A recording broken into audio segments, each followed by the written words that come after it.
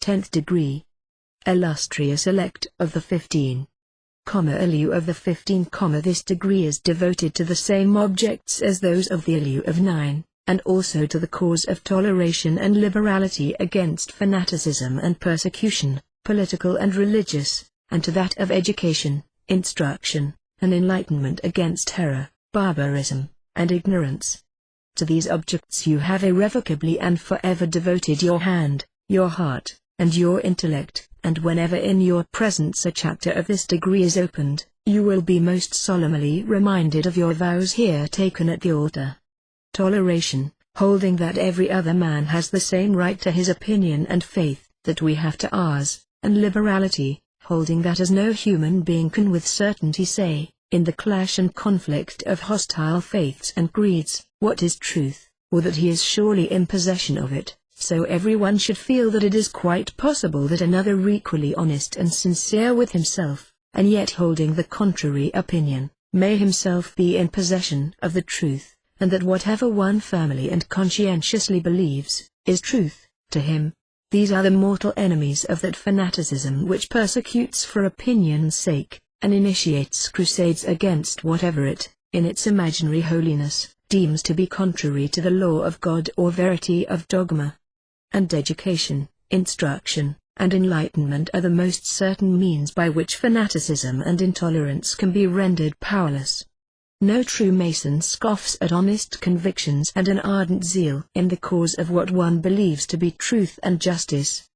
But he does absolutely deny the right of any man to assume the prerogative of deity, and condemn another's faith and opinions as deserving to be punished because heretical. Nor does he approve the course of those who endanger the peace and quiet of great nations, and the best interest of their own race by indulging in a chimerical and visionary philanthropy, a luxury which chiefly consists in drawing their robes around them to avoid contact with their fellows, and proclaiming themselves holier than they. For he knows that such follies are often more calamitous than the ambition of kings, and that intolerance and bigotry have been infinitely greater curses to mankind than ignorance and error. Better any error than persecution. Better any opinion than the thumbscrew, the rack, and the stake. And he knows also how unspeakably absurd it is, for a creature to whom himself and everything around him are mysteries, to torture and slay others, because they cannot think as he does in regard to the profoundest of those mysteries, to understand which is utterly beyond the comprehension of either the persecutor or the persecuted. Masonry is not a religion. He who makes of it a religious belief, falsifies and denaturalizes it. The Brahmin, the Jew, the Mohammedan, the Catholic, the Protestant, each professing his peculiar religion, sanctioned by the laws, by time, and by climate, must needs retain it, and cannot have two religions, for the social and sacred laws adapted to the usages, manners, and prejudices of particular countries, are the work of men. But Masonry teaches, and has preserved in their purity, the cardinal tenets of the old primitive faith, which underlie and are the foundation of all religions. All that ever existed have had a basis of truth, and all have overlaid that truth with errors. The primitive truths taught by the Redeemer were sooner corrupted, and intermingled and alloyed with fictions than when taught to the first of our race. Masonry is the universal morality which is suitable to the inhabitants of every clime, to the man of every creed. It has taught no doctrines, except those truths that tend directly to the well-being of man, and those who have attempted to direct it toward useless vengeance, political ends, and Jesuitism, have merely perverted it to purposes foreign to its pure spirit and real nature. Mankind outgrows the sacrifices and the mythologies of the childhood of the world. Yet it is easy for human indolence to linger near these helps, and refuse to pass further on. So the unadventurous nomad in the Tartarian wild keeps his flock in the same close-cropped circle where they first learned to browse, while the progressive man roves ever forth, to fresh fields and pastures new. The latter is the true Mason, and the best and indeed the only good Mason is he who with the power of business does the work of life, the upright mechanic, merchant, or farmer, the man with the power of thought, of justice, or of love, he whose whole life is one great act of performance of Masonic duty. The natural case of the strength of a strong man or the wisdom of a wise one, is to do the work of a strong man or a wise one. The natural work of Masonry is practical life, the use of all the faculties in their proper spheres, and for their natural function. Love of truth, justice, and generosity as attributes of God, must appear in a life marked by these qualities. That is the only effectual ordinance of Masonry. A profession of one's convictions, joining the order, assuming the obligations, assisting at the ceremonies, are of the same value in science as in Masonry. The natural form of Masonry is goodness, morality, living a true, just, affectionate, self-faithful life, from the motive of a good man. It is loyal obedience to God's law. The good Mason does the good thing which comes in his way, and because it comes in his way, from a love of duty, and not merely because a law, enacted by man or God, commands his will to do it. He is true to his mind, his conscience, heart, and soul, and feels small temptation to do to others what he would not wish to receive from them. He will deny himself for the sake of his brother near at hand. His desire attracts in the line of his duty, both being in conjunction. Not in vain does the poor or the oppressed look up to him. You find such men in all Christian sects, Protestant and Catholic, in all the great religious parties of the civilized world, among Buddhists, Mahometans, and Jews. They are kind fathers, generous citizens, unimpeachable in their business, beautiful in their daily lives. You see their Masonry in their work and in their play. It appears in all the forms of their activity, individual, domestic, social, ecclesiastical, or political. True Masonry within must be morality without. It must become eminent morality, which is philanthropy. The true Mason loves not only his kindred and his country, but all mankind, not only the good, but also the evil, among his brethren. He has more goodness than the channels of his daily life will hold. It runs over the banks, to water and to feed 1,000 thirsty plants. Not content with the duty that lies along his track, he goes out to seek it. Not only willing, he has a salient longing to do good, to spread his truth, his justice, his generosity, his Masonry over all the world. His daily life is a profession of his Masonry, published in perpetual goodwill to men. He cannot be a persecutor. Not more naturally does the beaver build or the mockingbird sing his own wild, gushing melody, than the true Mason lives in this beautiful outward life. So from the perennial spring swells forth the stream, to quicken the meadow with new access of green, and perfect beauty bursting into bloom. Thus Masonry does the work it was meant to do. The Mason does not sigh and weep, and make grimaces. He lives right on. If his life is, as whose is not, marked with errors, and with sins, he plows over the barren spot with his remorse, sows with new seed, and the old desert blossoms like a rose. He is not confined to set forms of thought, of action, or of feeling.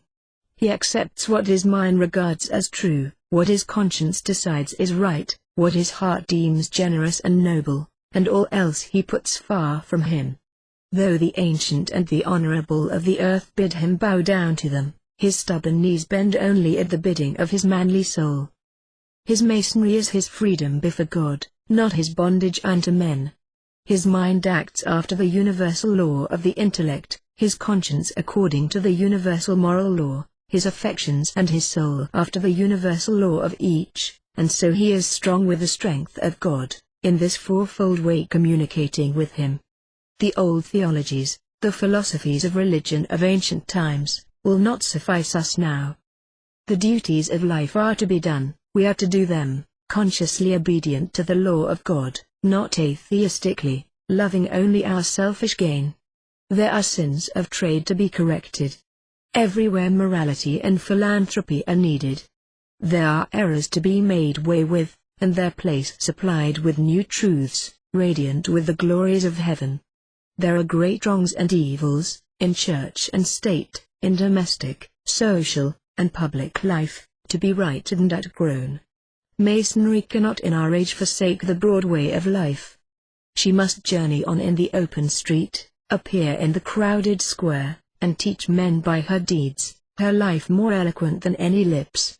This degree is chiefly devoted to toleration, and it inculcates in the strongest manner that great leading idea of the ancient art, that a belief in the one true God, and a moral and virtuous life, constitute the only religious requisites needed to enable a man to be a Mason. Masonry has ever the most vivid remembrance of the terrible and artificial torments that were used to put down new forms of religion or extinguish the old. It sees with the eye of memory the ruthless extermination of all the people of all sexes and ages, because it was their misfortune not to know the God of the Hebrews, or to worship him under the wrong name, by the savage troops of Moses and Joshua. It sees the thumbscrews and the racks, the whip, the gallows, and the stake, the victims of Diocletian and Alva, the miserable Covenanters, the nonconformists, servitors burned, and the unoffending Quaker hung. It sees Cranmer hold his arm, now no longer erring, in the flame until the hand drops off in the consuming heat. It sees the persecutions of Peter and Paul, the martyrdom of Stephen, the trials of Ignatius, Polycarp, Justin, and Irenaeus, and then in turn the sufferings of the wretched pagans under the Christian emperors, as of the papists in Ireland and under Elizabeth and the bloated Henry. The Roman Virgin naked before the hungry lions, young Margaret Graham tied to a stake at low water mark, and there left to drown, singing hymns to God until the savage waters broke over her head, and all that in all ages have suffered by hunger and nakedness, peril and prison, the rack, the stake, and the sword. It sees them all, and shudders at the long roll of human atrocities. And it sees also the oppression still practiced in the name of religion, men shot in a Christian jail in Christian Italy for reading the Christian Bible, in almost every Christian state, laws forbidding freedom of speech on matters relating to Christianity, and the gallows reaching its arm over the pulpit. The fires of Moloch in Syria, the harsh mutilations in the name of Astarte, Cybele, Jehovah, the barbarities of imperial pagan torturers, the still grosser torments which Roman Gothic Christians in Italy and Spain heaped on their brother men, the fiendish cruelties to which Switzerland, France, the Netherlands, England, Scotland, Ireland, America, have been witnesses, are none too powerful to warn man of the unspeakable evils which follow from mistakes and errors in the matter of religion, and especially from investing the God of love with the cruel and vindictive passions of erring humanity, and making blood to have a sweet savor in his nostrils, and groans of agony to be delicious to his ears. Man never had the right to usurp the unexercised prerogative of God, and condemn and punish another for his belief. Born in a Protestant land, we are of that faith. If we had opened our eyes to the light under the shadows of St. Peter's at Rome, we should have been devout Catholics. Born in the Jewish quarter of Aleppo, we should have condemned Christ as an impostor. In Constantinople, we should have cried, Allah Allah, God is great and Mahomet is his prophet. Birth, place, and education give us our faith. Few believe in any religion because they have examined the evidences of its authenticity, and made up a formal judgment, upon weighing the testimony. Not one man in 10,000 knows anything about the proofs of his faith. We believe what we are taught, and those are most fanatical who know least of the evidences on which their creed is based. Facts and testimony are not, except in very rare instances, the groundwork of faith. It is an imperative law of God's economy, unyielding and inflexible as himself, that man shall accept without question the belief of those among whom he is born and reared. The faith so made a part of his nature resists all evidence to the contrary, and he will disbelieve even the evidence of his own senses, rather than yield up the religious belief which has grown up in him, flesh of his flesh and bone of his bone. What is truth to me is not truth to another. The same arguments and evidences that convince one mind make no impression on another. This difference is in men at their birth.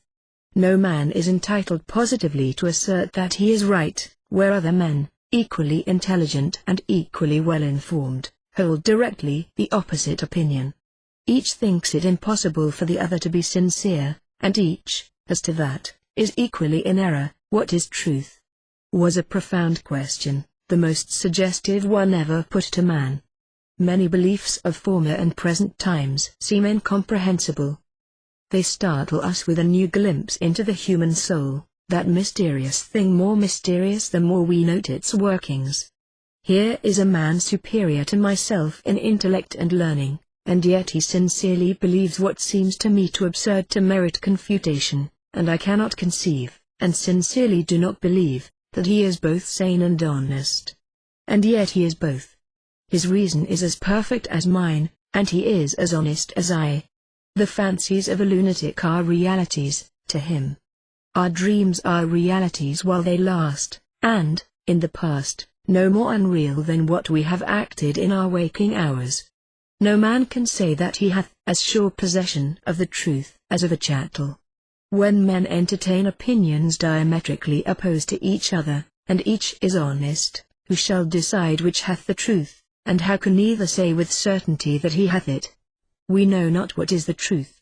That we ourselves believe and feel absolutely certain that our own belief is true, is in reality not the slightest proof of the fact, sim it never so certain and incapable of doubt to us. No man is responsible for the rightness of his faith, but only for the uprightness of it. Therefore no man hath or ever had a right to persecute another for his belief, for there cannot be two antagonistic rights, and if one can persecute another, because he himself is satisfied that the belief of that other is erroneous, the other has, for the same reason, equally as certain a right to persecute him. The truth comes to us tinged and colored with our prejudices and our preconceptions, which are as old as ourselves, and strong with a divine force. It comes to us as the image of the rod comes to us through the water, bent and distorted. An argument sinks into and convinces the mind of one man, while from that of another it rebounds like a ball of ivory dropped on marble. It is no merit in a man to have a particular faith, excellent and sound and philosophic as it may be, when he imbibed it with his mother's milk. It is no more a merit than his prejudices and his passions. The sincere Muslim has as much right to persecute us, as we to persecute him, and therefore Masonry wisely requires no more than a belief in one great all-powerful deity, the Father and Preserver of the universe. Therefore it is she teaches her votaries that toleration is one of the chief duties of every good Mason, a component part of that charity without which we are mere hollow images of true Masons, mere sounding brass and tinkling cymbals. No evil hath so afflicted the world as intolerance of religious opinion. The human beings it has slain in various ways, if once and together brought to life, would make a nation of people, left to live and in Greece, would have doubled the population of the civilized portion of the globe, among which civilized portion it chiefly is that religious wars are waged. The treasure and the human labor thus lost would have made the earth a garden, in which, but for his evil passions, man might now be as happy as in Eden. No man truly obeys the Masonic law who merely tolerates those whose religious opinions are opposed to his own. Every man's opinions are his own private property, and the rights of all men to maintain each his own are perfectly equal. Merely to tolerate, to bear with an opposing opinion, is to assume it to be heretical, and assert the right to persecute, if we would, and claim our toleration of it as a merit. The Mason's creed goes further than that. No man, it holds, has any right in any way to interfere with the religious belief of another. It holds that each man is absolutely sovereign as to his own belief, and that belief is a matter absolutely foreign to all who do not entertain the same belief, and that, if there were any right of persecution at all, it would in all cases be a mutual right, because one party has the same right as the other to sit as judge in his own case, and God is the only magistrate that can rightfully decide between them.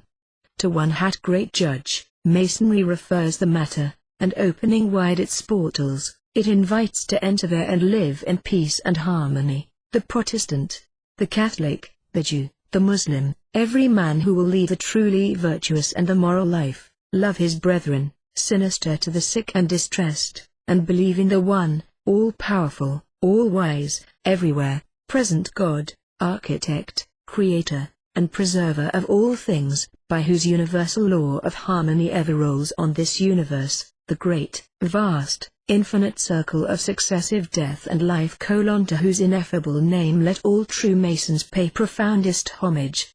For whose thousand blessings poured upon us, let us feel the sincerest gratitude, now, henceforth, and forever. We may well be tolerant of each other's creed, for in every faith there are excellent moral precepts.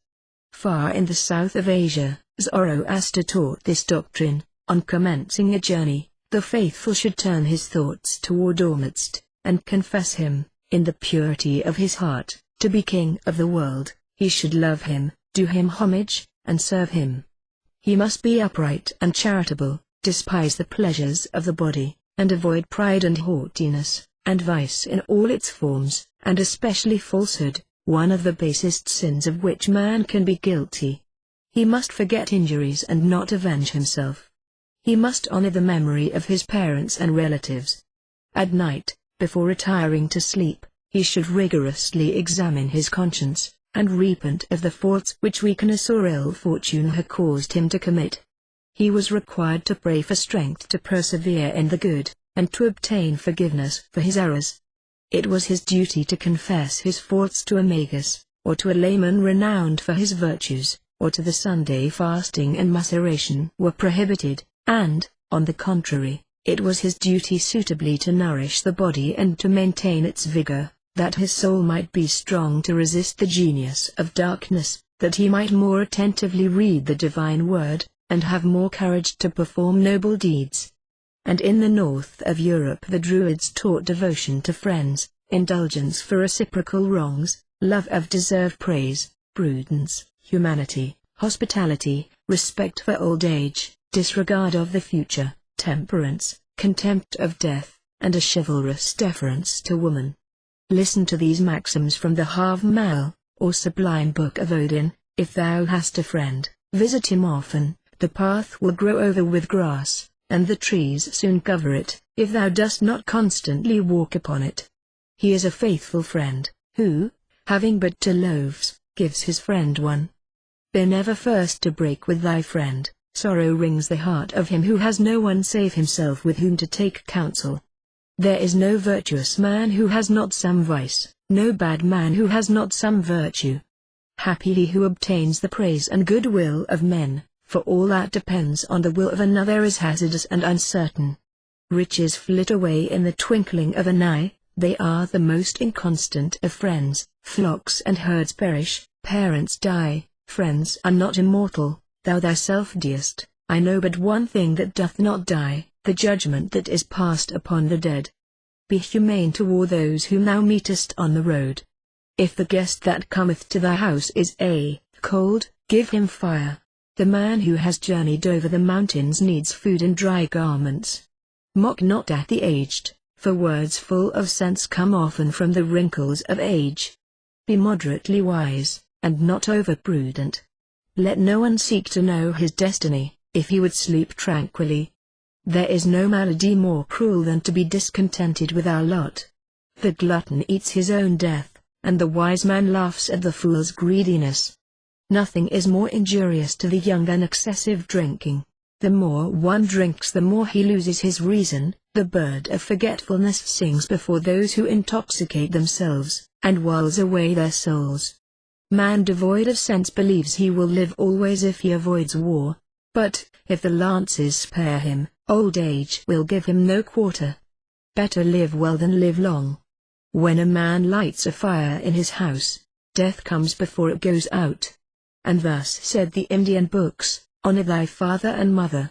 Never forget the benefits thou hast received. Learn while thou art young. Be submissive to the laws of thy country. Seek the company of virtuous men. Speak not of God but with respect. Live on good terms with thy fellow citizens. Remain in thy proper place. Speak ill of no one. Mock at the bodily infirmities of none. Pursue not unrelentingly a conquered enemy. Strive to acquire a good reputation. Take counsel with wise men. The more one learns, the more he acquires the faculty of learning. Knowledge is the most permanent wealth. As well be dumb as ignorant. The true use of knowledge is to distinguish good from evil. Be not a subject of shame to thy parents. What one learns in youth endures like the engraving upon a rock. He is wise who knows himself. Let thy books be thy best friends. When thou attainest 100 years, cease to learn. Wisdom is solidly planted, even on the shifting ocean. Deceive no one, not even thine enemy. Wisdom is a treasure that everywhere commands its value. Speak mildly, even to the poor. It is sweeter to forgive than to take vengeance. Gaming and quarrels lead to misery. There is no true merit without the practice of virtue. To honor our mother is the most fitting homage we can pay the divinity. There is no tranquil sleep without a clear conscience. He badly understands his interest who breaks his word. 24 centuries ago these were the Chinese ethics. The philosopher, Confucius, said, "San. My doctrine is simple, and easy to be understood." Tsingsa replied, "That is certain." The philosopher having gone out, the disciples asked what their master had meant to say.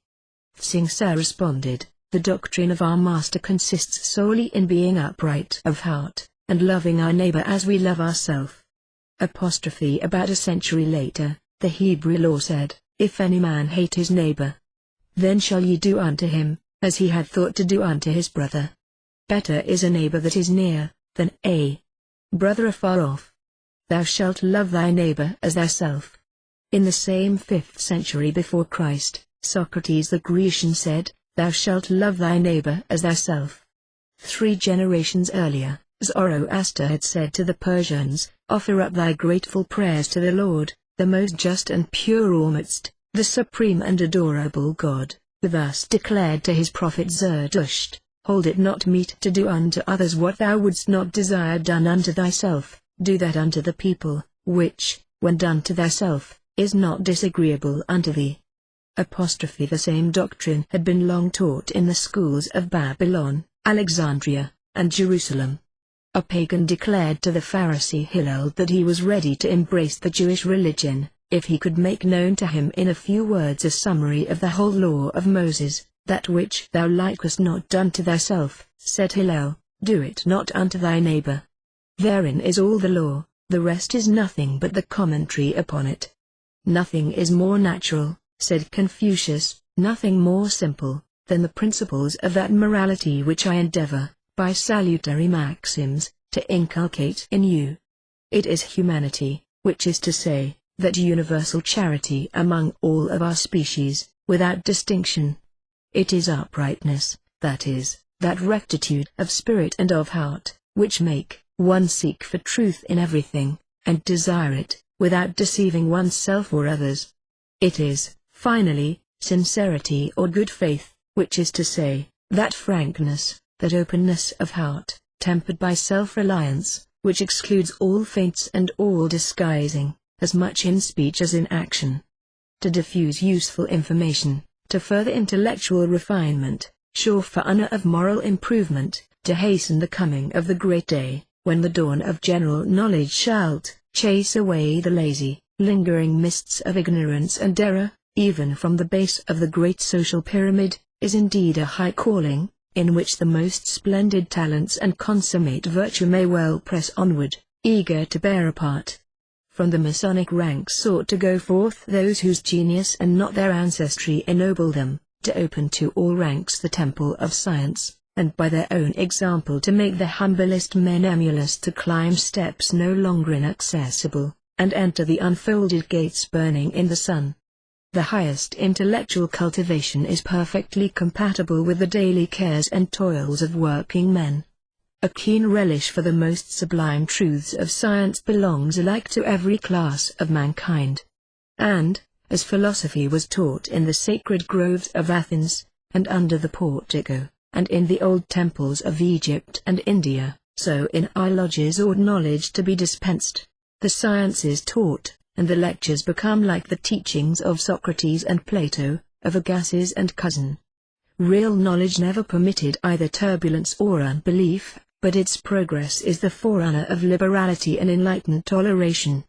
Whoso dreads these may well tremble, for he may be well assured that their day is at length come, and must put to speedy flight the evil spirits of tyranny and persecution, which haunted the long night now gone down the sky.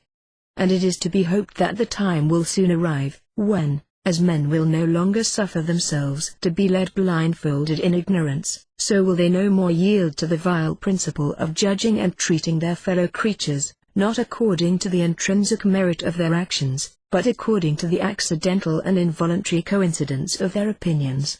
Whenever we come to treat with entire respect those who conscientiously differ from ourselves, the only practical effect of a difference will be, to make us enlighten the ignorance on one side or the other, from which it springs, by instructing them, if it be theirs, ourselves, if it be our own, to the end that the only kind of unanimity may be produced which is desirable among rational beings, the agreement proceeding from full conviction after the freest discussion.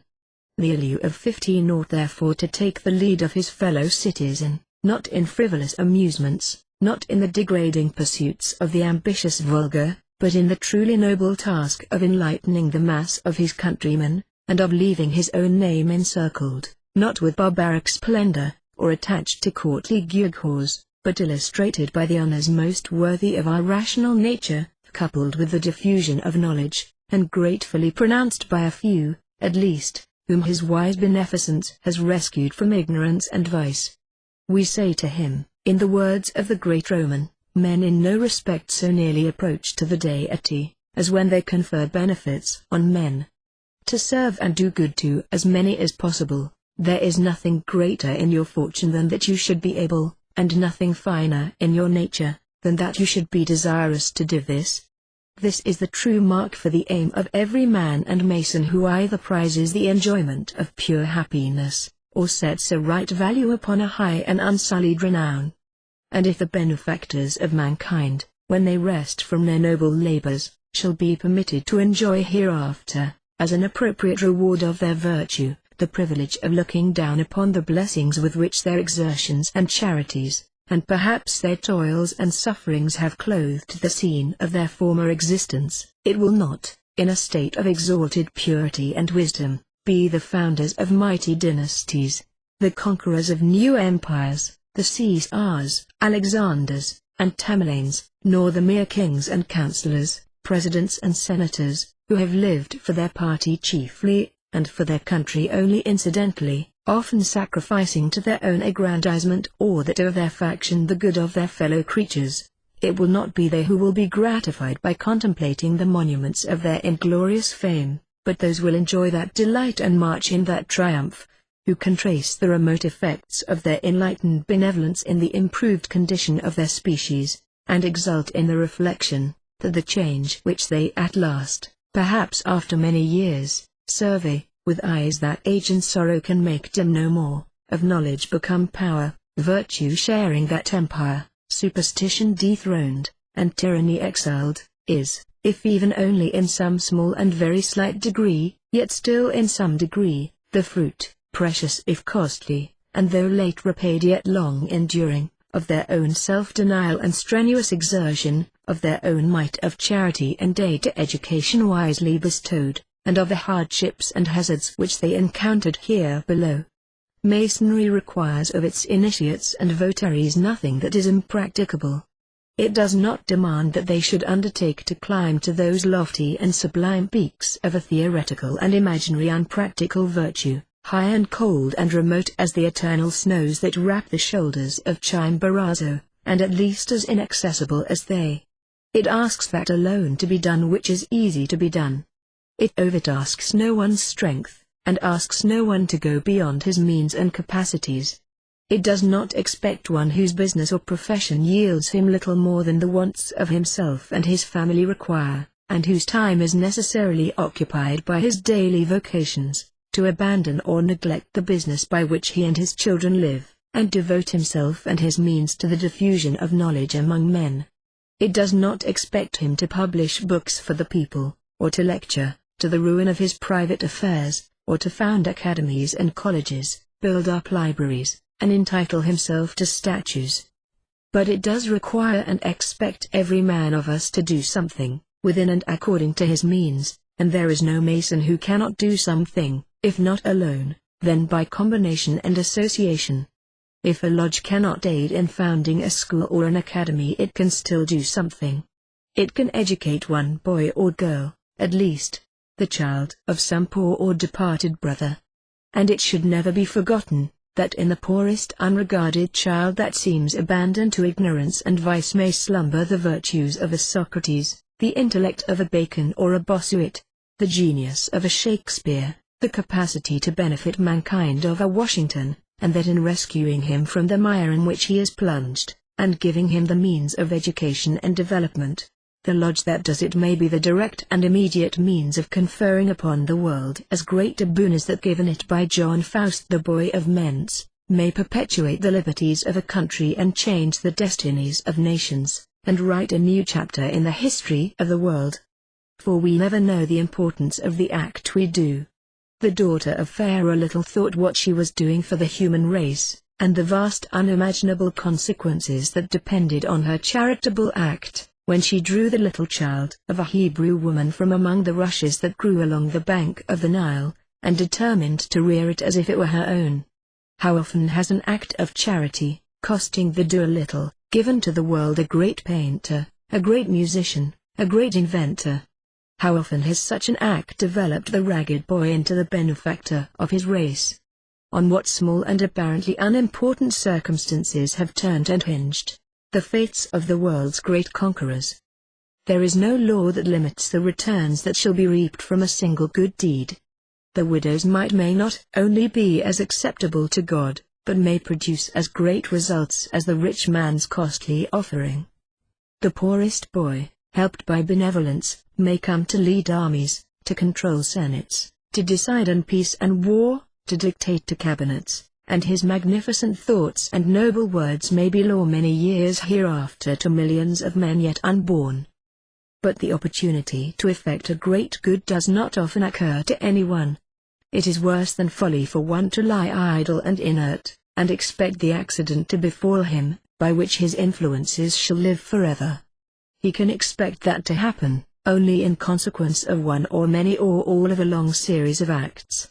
He can expect to benefit the world only as men attain other results, by continuance, by persistence, by a steady and uniform habit of laboring for the enlightenment of the world, to the extent of his means and capacity.